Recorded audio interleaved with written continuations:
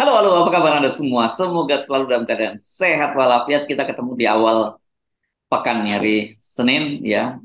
Hari Senin tanggal berapa? Tanggal 12 ya. Tanggal 12 Ya, Maret. Dan kalau kemarin itu hari apa? Pas 11 Maret itu berita kalau kalau dulu zaman Orde Baru diperingati secara besar-besaran ya, surat perintah 11 Maret. Sekarang sepi, berlalu dengan dalam sepi. Oke, tapi ada peristiwa yang saya kira bakal menarik pada hari Senin ini. Rencananya itu Kepala BPN Jakarta Timur Sudarman itu ya akan dipanggil oleh Irjen Kementerian ATR, Agraria dan Tata Ruang, garis miring Kepala BPN ya. Sama ini kasusnya seperti kasus Kepala Bea Cukai Makassar, Kepala Bea Cukai Yogyakarta, dan juga sebenarnya Rafael Alun. John beda Rafael Alun kan ada kejahatannya. Jadi ini tetap jadi seperti kita sebut itu agenda setting, bagaimana para aparat sipil sipil apa aparat ASN itu apa, aparatur sipil negara ya, aparatur sipil hmm. negara gayanya itu seperti itu. Dan kemudian juga ternyata masih terus rame nih di media sosial Bung Rocky soal Ibu Sri Mulyani yang mengakui bahwa beliau rangkap jabatan di 30 jabatan. Rupanya Pak Luhut masih kalah sama Ibu Sri Mulyani. Dan tapi yang dipertanyakan orang banyak, ini gimana negara ini ya diatur seperti itu, walaupun dijawab ex officio katanya begitu. Ini problem yang kita bahas terus-menerus soal kepantasan lah, soal integritas tuh. Kalau kepala BPN dipanggil itu artinya semua kepala BPN di Indonesia itu ketar-ketir sebetulnya tuh. Karena mereka merasa bahwa ya sama aja sebetulnya kan. Jadi kelihatannya akan ada persiapan, mungkin beberapa kepala BPN akan bawa barangnya untuk digadaikan sebagai tanda beliau untuk lalu orang mulai merasa bahwa ada satu gejala baru di Indonesia yaitu bersih-bersih itu. Dan bersih-bersih itu tidak disebabkan keinginan Presiden Jokowi untuk memimpin hidup hemat, hidup sederhana, anti korupsi, tapi karena terbongkar kasusnya oleh satu peristiwa yang di luar dugaan, yang dimulai dengan perkelahian antara dua anak muda dan menyebabkan itu semua akhirnya dibongkar. Tapi selalu ada hal yang nggak mungkin di, dilanjutkan. Misalnya kalau soal hidup sederhana itu bisa berujung pada Pak Jokowi itu yang sudah mulai dipamerkan betapa mewah keluarga itu tuh. Kalau misalnya itu soal pencucian uang juga itu bisa tiba ke anak-anak Pak Jokowi yang dari beberapa tahun lalu diduga kok tiba-tiba punya uang ya, padahal sebetulnya itu bisnis yang biasa-biasa aja tuh. Lalu apakah itu money laundry? Oke. Okay. Jadi semua hal pada akhirnya akan berujung ke istana. Nah itu sebetulnya yang sering kita sebut sebagai keadaan masyarakat yang betul-betul ada dalam kepanikan tuh. Dan ini pertanda bahwa etik itu memang udah hancur.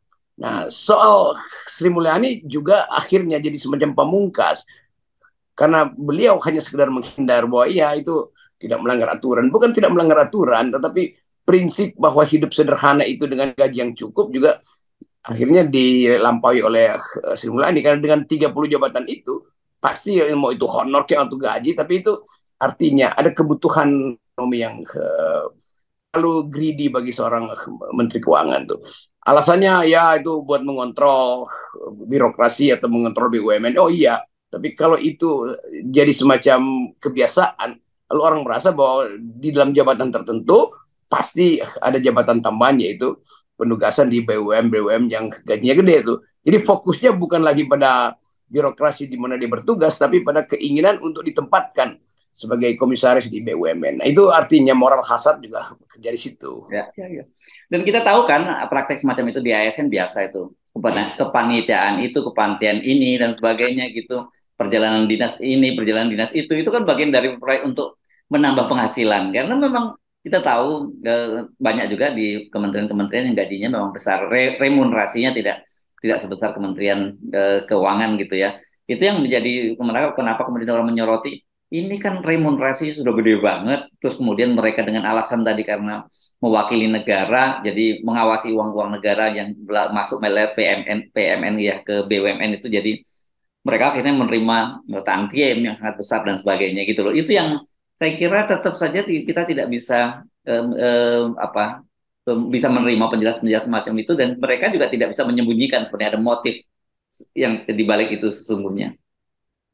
Kalau itu sekedar untuk mengawasi, nggak perlu datang dari pejabat-pejabat Departemen Keuangan kan. Minta aja hakim-hakim yang bagus sekaligus merangkap jabatan sebagai oversight committee itu.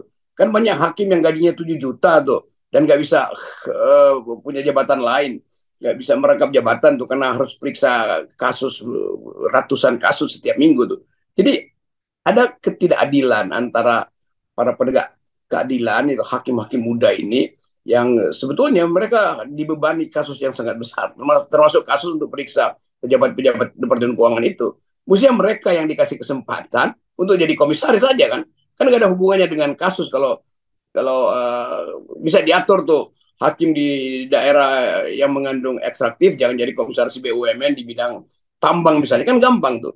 Jadi Sri Mulyani juga ini berpikirnya terlalu teknokratik. Bahwa seolah-olah seluruh BUMN hanya bisa diawasi oleh pejabat Departemen Keuangan tuh. Karena itu adalah bagian dari saham negara tuh. Tapi udah jadi semacam keinginan bahwa setiap pejabat BUMN memang mengincar komisaris di BUMN besar kan. Jadi pejabat-pejabat Departemen Keuangan selalu datang dengan usulan supaya dia naik pangkat sekaligus dengan kenaikan pangkat itu jabatan dia bertambah tuh. Dan contoh Sri Mulyani punya 30 jabatan juga gila tuh. Karena nggak mungkin dia bisa kontrol semua hal walaupun dia dianggap sebagai ex officio. Kalau ex officio nggak bisa kontrol ya jangan diterima dong. Jadi ini buktinya bahwa Sri Mulyani juga gagal untuk mempertahankan integritasnya.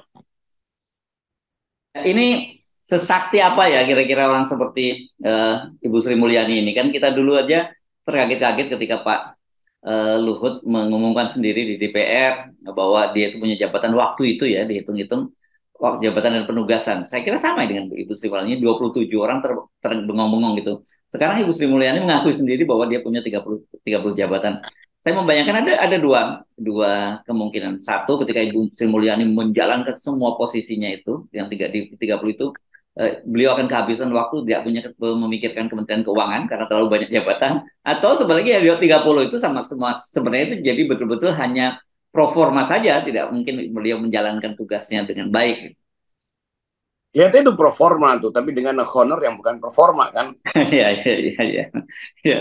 Lebih baik sebetulnya Pak Luhut, karena Pak Luhut kan menteri koordinator yang membawai menteri-menteri teknis. Jadi tambahan jabatan pada dia itu ya mungkin biasa aja tuh, karena dia bukan menteri teknis. Kalau Ibu Sri Mulyani kan menteri teknis yang 24 jam mesti memantau kas negara tuh. Ya. Luhut memang 24 jam juga lakukan hal yang bermacam-macam. Tapi dia bukan menteri teknis tuh. Jadi kalau dibandingkan misalnya lebih jujur Pak Luhut tuh, dia langsung dapat penugasan presiden karena presiden membutuhkan keahlian dia di beragam aktivitas. Tapi Sri Mulyani tidak boleh karena dia fokus pada ngurus keuangan negara. Bagaimana kalau dia lagi rapat tiba-tiba harga dolar volatilitasnya tinggi sekali, dia tinggalkan rapat yang strategis, itu artinya dia membiarkan rapat yang juga sama pentingnya karena dia mesti ngurus harga dolar misalnya karena diminta koordinasi dengan Bank Indonesia tuh.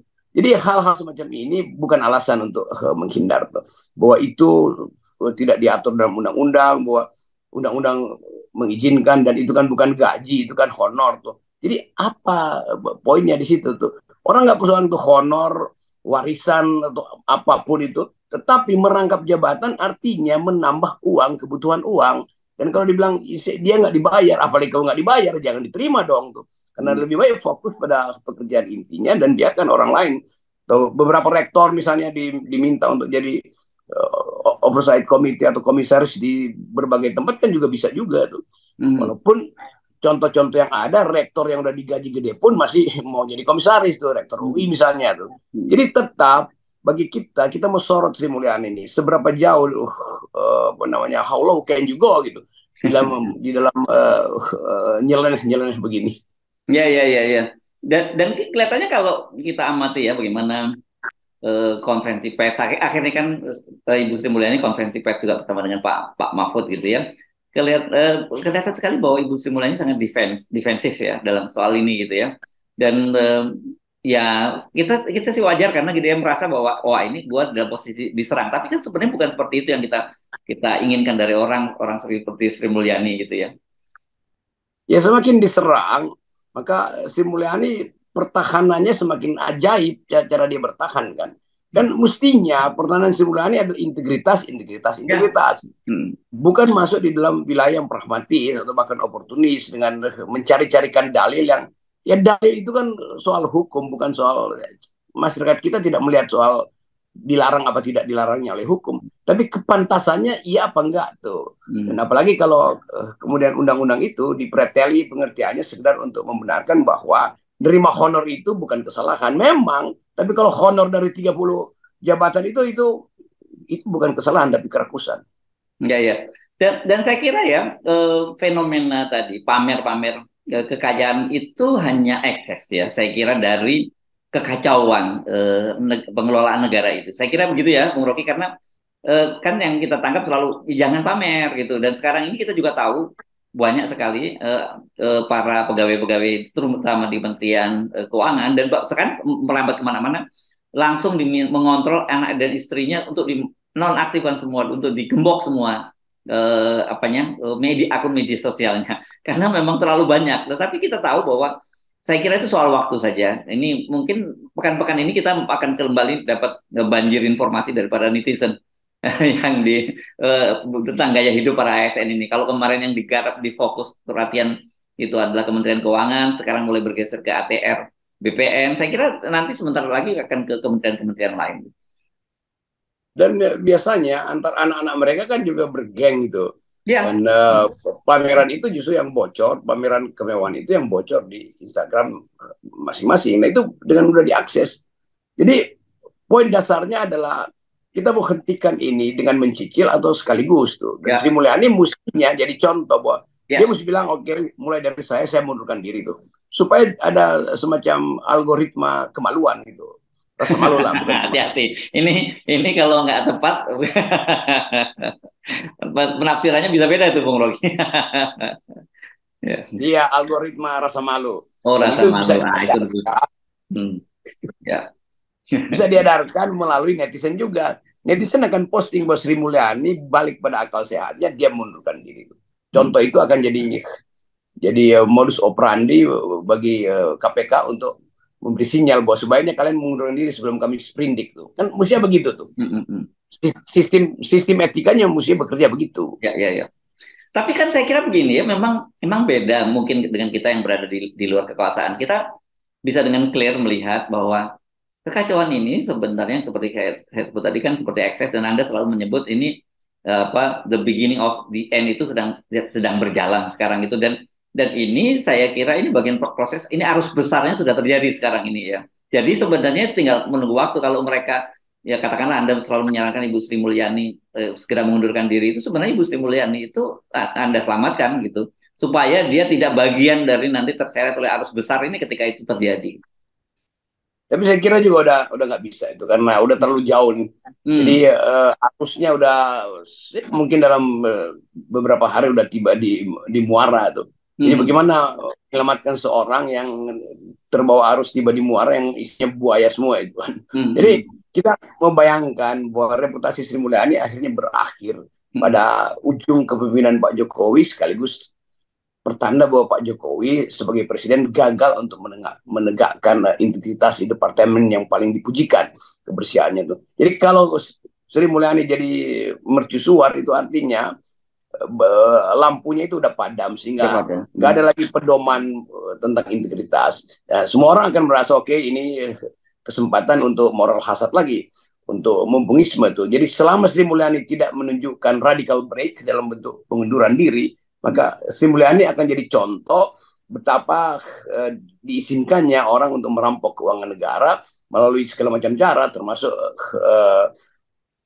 ketamakan karena memiliki jabatan yang dirangkap berkali-kali gitu. Jadi Ya, sekali lagi pelajaran etiknya adalah kerusakan moral dimulai dari keengganan pejabat-pejabat tinggi ini untuk menilai dirinya sendiri itu, bahwa dia masih pantas apa enggak untuk meneruskan jabatan dia, kan itu intinya kan. Jadi moral call ini akhirnya yang kita tahu gitu. Dan saya kira Pak Mahfud juga merasa bahwa dia ada di atas angin, membocorkan semua ini sekaligus memberi sinyal bahwa Jokowi harus ucapkan sesuatu yang lebih dari sekedar himbauan tuh. Kan Pak Mahfud poinnya sebetulnya supaya Sri Mulyani mengundurkan diri karena 300 triliun itu bagaimanapun itu sesuatu yang menggemparkan. Tetapi sekaligus Pak Mahfud kirim sinyal supaya Pak Jokowi udah berhentikan aja Sri Mulyani kan. Karena ini skandal yang all the president man. Ya, ya.